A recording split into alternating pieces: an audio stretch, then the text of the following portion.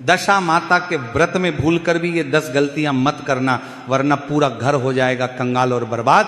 श्री शिवाय नमस्तुभ्यम। महाराज, जैसा कि आप सभी जानते ही हैं कि चैत्र मास के कृष्ण पक्ष की दशमी तिथि, जिस पर दशा माता का व्रत किया जाता है, और महाराज ये व्रत घर की दशा को सुधारने के लिए, घर में आ रही परेशानियों को दूर करने के लिए किया जाता है।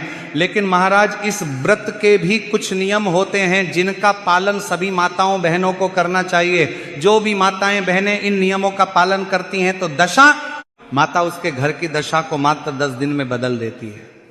अर्थात आपके घर में रुपए पैसों को लेकर घर की जो दशा बिगड़ी हुई थी वो सब माता दशा की कृपा से सुधरने लगती है।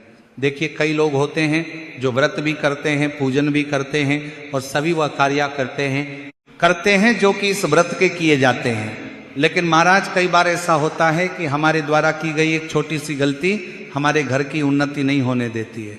घर में हमेशा तनाव का माहौल बना रहता है। हम करते तो सभी के साथ सही है, लेकिन बात कुछ भी अच्छा नहीं होता है।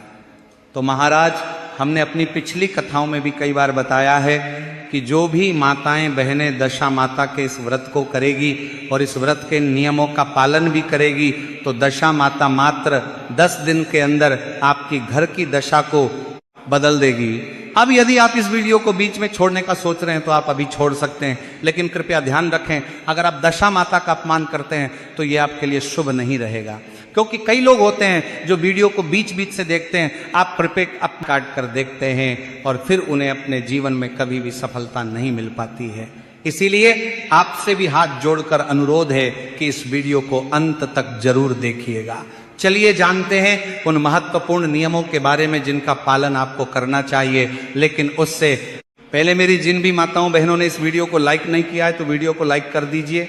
चैनल पर पहली बार आए हैं तो चैनल को सब्सक्राइब अवश्य करिए और कमेंट बॉक्स में सभी माताएं बहनें जय दशा माता जरूर लिखें। माँ दशा आपके घर की दशा और दिशा दोनों को बदल देगी। आज की इस वीडियो में हम जानेंगे दशा माता व्रत से जुड़ी हुई 10 महत्वपूर्ण जानने योग्य जरूरी नियमों के बारे में।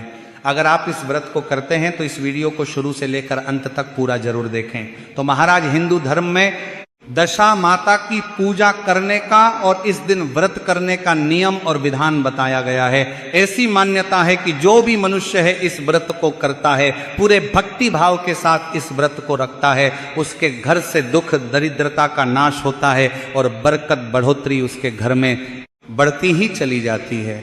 सुख संपदा की उसके घर में कभी कोई कमी नहीं रहती है। चैत्र महीने की दशमी तिथि पर कृष्ण पक्ष की दशमी तिथि आती है। उसी दिन महिलाएं दशा माता का व्रत रखती हैं और काफी क्षेत्रों में इस व्रत को लगातार 10 दिनों तक भी किया जाता है। होली से अगले दिन डुलेंडी से लेकर कृष्ण पक्ष की दशमी तिथि तक 10 दिनों का महिलाएं यह व्रत रखती हैं। अपने घर की दशा को सुधारने के लिए इस दिन महिलाएं कच्चे सूत का डोरा लाकर डोरे की कहानी सुनती हैं और पीपल वृक्ष की 10 परिक्रमा लगाती हैं।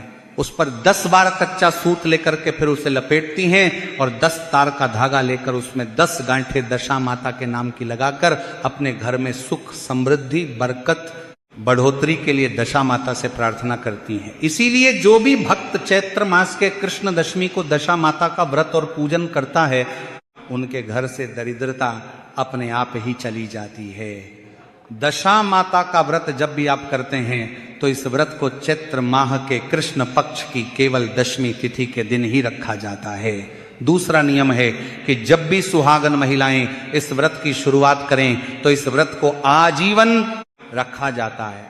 इस व्रत को बीच में छोड़ा नहीं जाता है। आप चाहे तो इस व्रत को किसी दूसरे को दे सकते हैं। मान लीजिए आप सास हैं, इस व्रत को रखती हैं, तो जब भी आप इस व्रत को छोड़ने का निर्णय लें तो आप इस व्रत को अपनी बहू को दे सकते हैं ताकि आजीवन वह इस व्रत के नियमों का पालन कर सके। इसी के साथ महाराज, डुलेंदी से लेकर दशमी तिथि तक 10 दिनों तक यह व्रत चलता है।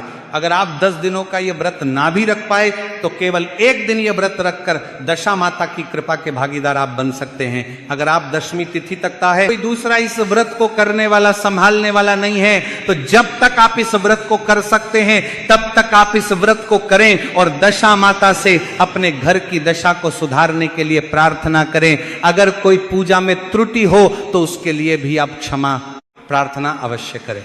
तीसरा नियम है कि इस दिन कच्चे सूत का दस्तार का डोरा लेकर उसमें बिना कैंची लगाए अपने हाथों से तोड़कर हल्दी में रंग कर उसमें 10 गांठें अपने मन की मनोकामना को बोलकर अपने घर के हालातों को सुधारने के लिए जो भी आपके हाथ डोरा है उसको बोलकर करें।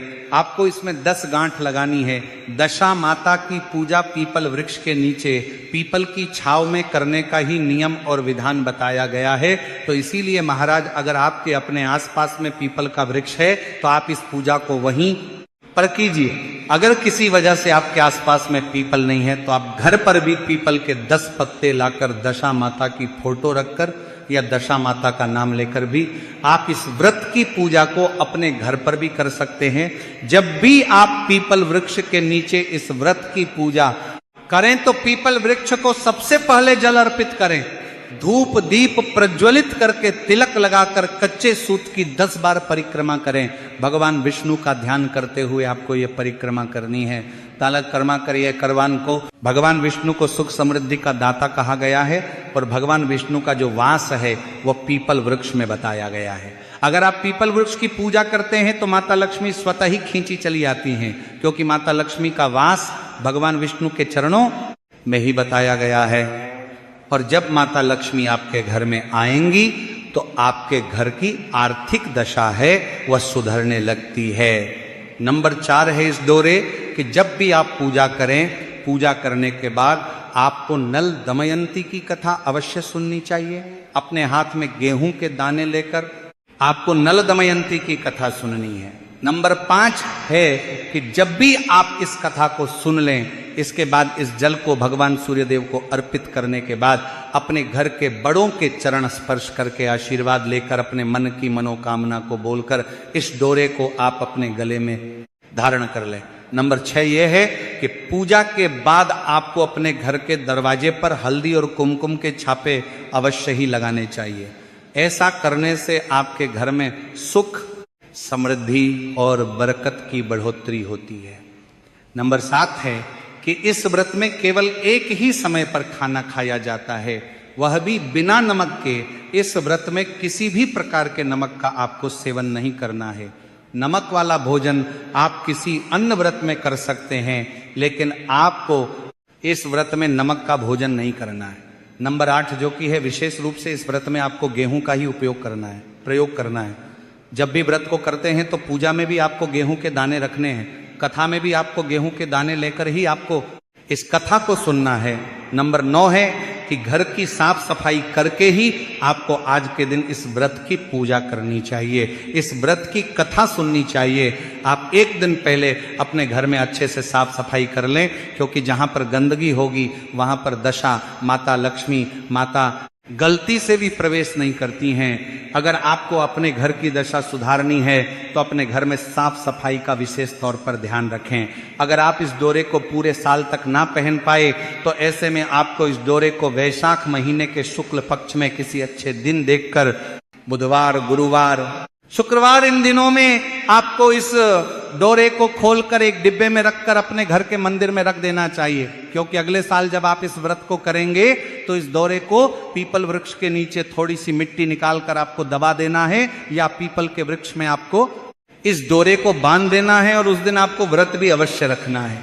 अगर आप दशा माता के व्रत में इन 10 नियमों का पालन करते हैं तभी आपको इस व्रत का पुण्य प्राप्त होता है। अब महाराज हम आप सभी को यह भी बता देते हैं कि इस बार यह व्रत कब रखा जाएगा, 12 या 13 मार्च, और इसी के साथ पूजा का शुभ मुहूर्त क्या रहेगा। तो महाराज दशा माता व्रत प्रत्येक वर्ष चैत्र मास के कृष्ण पक्ष की दशमी पर किया जाता है। ऐसे में महाराज इस वर्ष दशमी तिथि की शुरुआत 13 मार्च को सुबह 6:29 पर होगी और इसकी समाप्ति अगले दिन 14 मार्च को सुबह 8:11 पर होगी। ऐसे में उदया तिथि के अनुसार यह व्रत इस बार 13 मार्च दिन शुक्रवार को ही रहेगा। अब बात करें पूजा के शुभ मुहूर्त की, तो इस दिन पूजा का शुभ मुहूर्त सुबह 6:53 से सुबह 11:19 तक रहेगा और अगला मुहूर्त दोपहर 12:47 से 2:16 तक रहेगा। तो महाराज उम्मीद है कि यह जानकारी आप सभी के लिए उपयोगी होगी। अगर आपको ये जानकारी पसंद आई हो वीडियो को लाइक करें, चैनल को सब्सक्राइब करें और कमेंट में जय दशा माता जरूर लिखें। धन्यवाद।